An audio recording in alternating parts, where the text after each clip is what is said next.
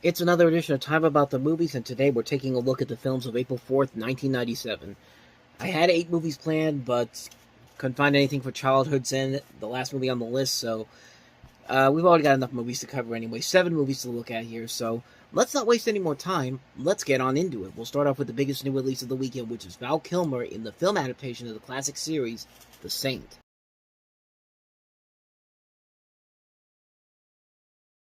Now, the character of the Saint has been around for almost 100 years at this point. I mean, it was created in 1928 by Leslie Charteris from a series of books published as The Saint, which ran all the way until 1983. And this character has been in a number of different movies before in the 30s, 40s, and 50s. There was a radio serial with Vincent Price in the 1940s. There was a popular British TV series starring Roger Moore in the 1960s, as well as a 70s version starring Ian Ogilvy.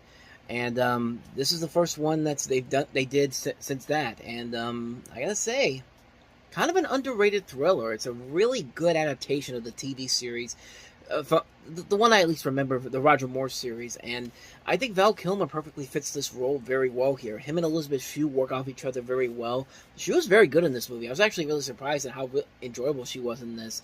You could kind of say this is kind of a precursor to the Bourne movies, because you could definitely see a lot of the elements that would later be incorporated into the Bourne movies later on, about 5 years from now. But the film overall is very good, and I think it has the power of having the director of Clear and Present Danger and Patriot Games on board, Philip Noyce, as well as 2 really good writers, Jonathan Hensley and Wesley Strick, who really understand the source material as well as create a modernized setting where it doesn't feel hokey or any way, shape, or form. It doesn't feel like it's dumbing itself down.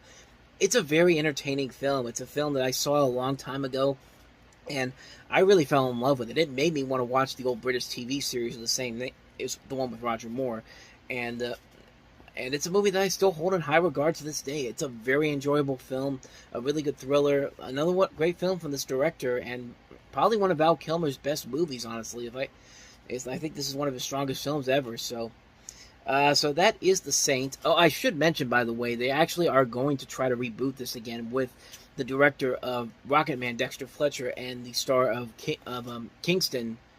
Was it Kingston, or he was in Dungeons and Dragons recently? Reggie Page, Bridgerton, Kingston. What the hell am I thinking? Bridgerton, the show. That's the show he's on. They're going to do it with him, and I think that'd be really cool to see, especially with Dexter Fletcher on board. So hopefully that eventually happens. They've been talking about it for a couple of years now, so I don't know what the status of it is right now. So hopefully one day we'll see it. But in the meantime, you got a really good movie here with Val Kilmer. So now let's go ahead and move on to the next movie, which is Bette Midler and Dennis Farina in the comedy That Old Feeling.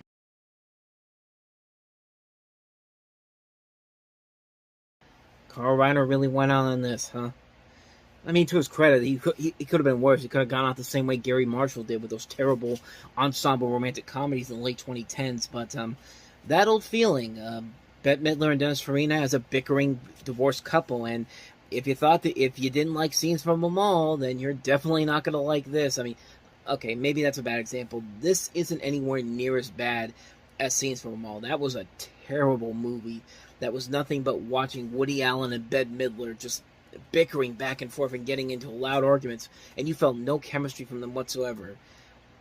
This isn't quite as bad, but it's not that great either. I feel like what they were trying to do is try to do like the old school rom-coms, the screwball romantic comedies of the 1940s and 50s. I felt like that's what they were going for here, but with a modern edge. And they've got the people to do it. I mean, Bette Midler has proven she can act very well and be very funny when she needs to. Dennis Farina can be a really good actor, too. You got Paula Marshall from Spin City in here. Gail O'Grady's also in here. David Raish from Sledgehammer. Danny Nucci's also in here as well. So there are notable names in this movie that could really make this work. But the project overall really doesn't feel like it's really going for the good punches. I mean, it's going for cheap jokes that aren't really that funny. And it's like they're not even trying to be funny, honestly. Like they're just trying to appeal to a specific demographic of women who watch these movies for nothing more, is for not the fun over the top misery of what makes comedy so great. And if you get the idea of what I'm trying to say here, but like, it's not in this movie. And there's times when it can be funny, but it's never really, really funny enough to make it really stand out like I think it wants to try to do. I think it wants to try to be like the old screwball comedies of the is the golden age of cinema, but it doesn't really have enough power to it to really make it stand up on its own. It's basically asking everybody on board in the cast to save a project that's basically dead on arrival, and it just doesn't really fly. It doesn't really work as well as I think they wanted it to, despite all the talent that's there. I mean, the writer is very good. Leslie Dixon has written a lot of great stuff. She's written The Thomas Crown Affair, the remake with Pierce Brosnan and Rene Russo. She wrote Outrageous Fortunes. She wrote Overboard. She wrote Limitless. She wrote Freaky Friday. This is a really good writer, and I don't think she was given her best material to work with here, unfortunately, and it shows on screen here. It's a film that has a lot of ambitions to it, but just bad execution all around. It's a movie that really was a major, major letdown considering the talent that was on board here. Yeah, that's that old feeling. So let's go ahead and move on to the next film, which is Jean-Claude Van Damme and Dennis Rodman in Double Team.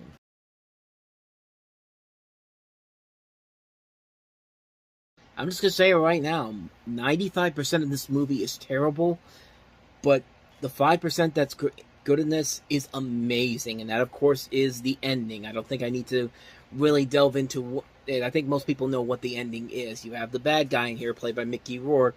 He's basically, they have this big scene that takes place in the Colosseum, in the Ares Amphitheater in South France, and Stavros, the villain in the film, he basically sets this up with mine traps all over the place, and he's unable to move without setting it off. So one of the guys that helps him out, who's actually Ivan Ooze from the Power Rangers movie, finds the baby that Jean-Claude Van Damme is looking for. He gets him and Van Damme and Rodman out of there, and this tiger comes out, and Stavros realizes that he's done for. So you know what? He's just going to take his foot off the mine and just end it right here. Him and the tiger blow up. The building blows up, and everybody else is running out of there, and they're saved by a vending machine. Not just any vending machine, Coke machines that are all over this place and do not have any damage to them whatsoever. I mean, it's a so ridiculously stupid moment, but goddamn, I can't help but laugh my ass off every single time. It makes it just watch the last 5 minutes of this movie for that alone. That's literally the last 5 minutes of the movie, and it's just like, it's amazing, man. That's the best thing about the movie. Everything else is just pretty much your typical standard thriller. It's nothing too grand. It's nothing too amazing. You expect better from Jean-Claude Van Damme, and even Dennis Rodman, too. I think but other than that, though, just watch the last 5 minutes. The last 5 minutes make it more than worth it. And you don't even have to watch the movie itself. Go online and look for the movie for the last 5 minutes yourself. You will not be disappointed by that. The rest of the movie, you probably will be. So, quick one on that one. But the ending is totally worth it on that one. So let's go ahead and move on to a completely different movie than Double Team, and that is Inventing the Abbotts.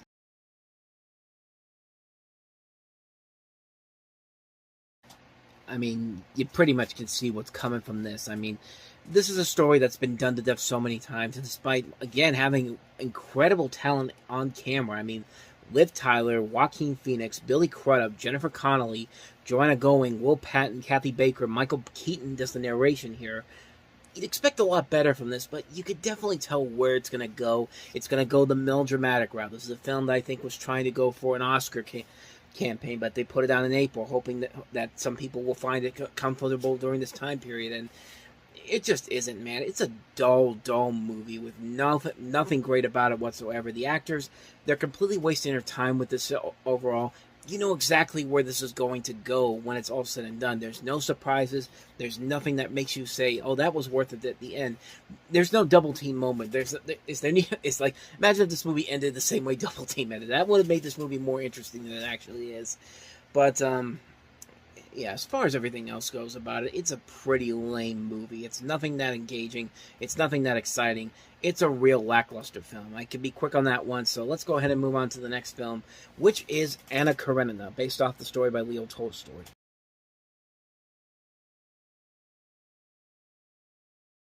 Like I said, this is based off of Leo Tolstoy's novel of the same name, about a young and beautiful married woman who meets a handsome count. She falls in love with him. The conflicts between her passionate desires and painful social realities lead to desperation and despair. You've got Sophia Marceau playing the title character, and Sean Bean playing the count in this. Really good cast here again. Alfred Molina, Mia Kirshner, James Fox. a good director. This is the guy that did Candyman and Paper House, and also did Immortal Beloved, as well as Chicago Joe and the Showgirl. And it's got a nice look to it, honestly, but from what I've seen from it, it does not look that promising. The reviews for this have not been did not look very good.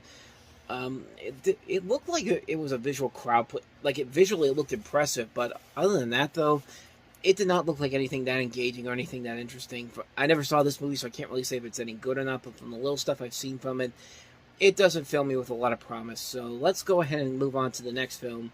A great film, Wolfgang Petersen's masterpiece of a film, Das Boot.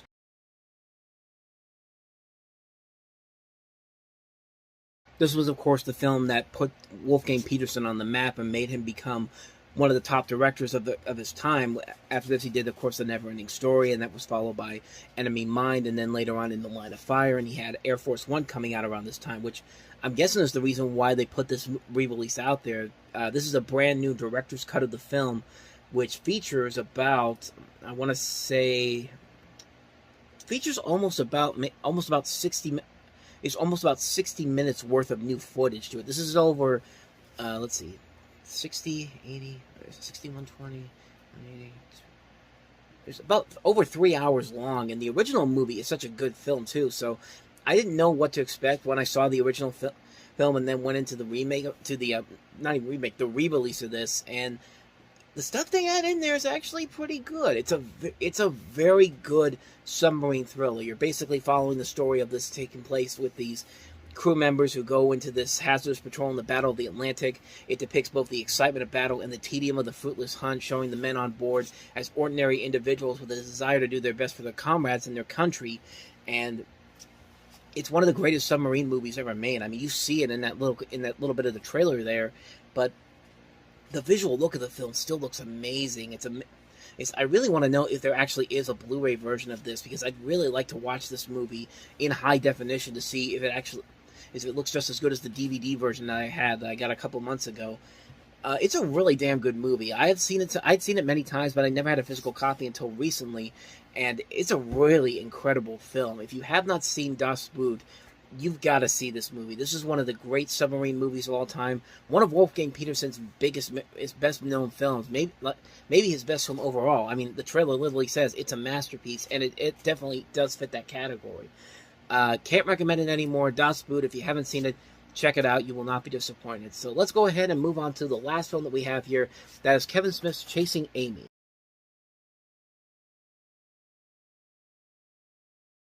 Definitely a nice return to form for Kevin Smith after Mallrats kind of crashed and burned both critically and financially, and then, of course, that was coming after his breakthrough success with Clerks. And now you have this movie, which is just one of the great romantic comedies ever. I mean, Ben Affleck is very good in here, so is Joey Lauren-Adams. I've seen her in a lot of great movies, and she doesn't really get a whole lot of attention that I think she well deserves. She's really good in this movie. She really does show her potential as an actress and how good she could really be. Got Jason Lee in here as well, a lot of Kevin Smith's regulars, Jason Mewes himself, Kevin Smith in there, Ethan Suplee from Mallrats, Brian O'Halloran from the Clerks films, Casey Affleck, Matt Damon's also in here as well. It's a really solid romantic comedy. I will say, though, there are a lot of things that you can really criticize for the way they depict, the idea of queer sexuality. It's not like the whole idea of a lesbian being involved in a relationship with a man. And it's I think somebody said it best. It's contrary to the more widespread depictions of heterosexual women becoming involved in same-sex relationships. And it's one of those things where you look at it, you can see you can see that it's not really put together as well as you would have expected from what the premise was going for here. I mean, the movie overall is very good at handling a lot of the other things about it, like what you get from Kevin Smith's style of humor. Like, you get a sense of real honesty and a real sense of knowing exactly what they're coming from, and talking about and being as relevant as you can be in this time period. But yeah, the one thing that it doesn't really handle well is the idea that lesbians can't have a relationship with straight people, and with straight guys. It's a really weird thing about this particular film. It's a film that I think could have done that a lot better if it was made today. But it still has more than enough that I think works very well to its advantage, where I can still consider it one of Kevin Smith's best overall films. It's a film that really is a nice return to form after what happened with Mallrats. It's a really solid film. It's hardest in the right place. Great casting all around. I've got nothing else to say about it, man. Chasing Amy, really solid film. I really love it a lot. So on that note, that wraps up another edition of Time About the Movies. Next time we meet, we'll take a look at Jon Voight, Jennifer Lopez, Ice Cube in Anaconda. We also have Grosse Point Blank. We have Paradise Road, Keys to Tulsa, and Schizopolis. So 5 movies to look at next time around, and we will take a look at those movies on the next episode. But until then, thank you very much for watching, and if you want to see more videos like this, I should say, hit the playlist on the next page, check out the previous episode. Also, don't forget to like and subscribe to the channel. So, with that said, thank you very much for watching. I'll see you guys next time, and until then, as always, take care.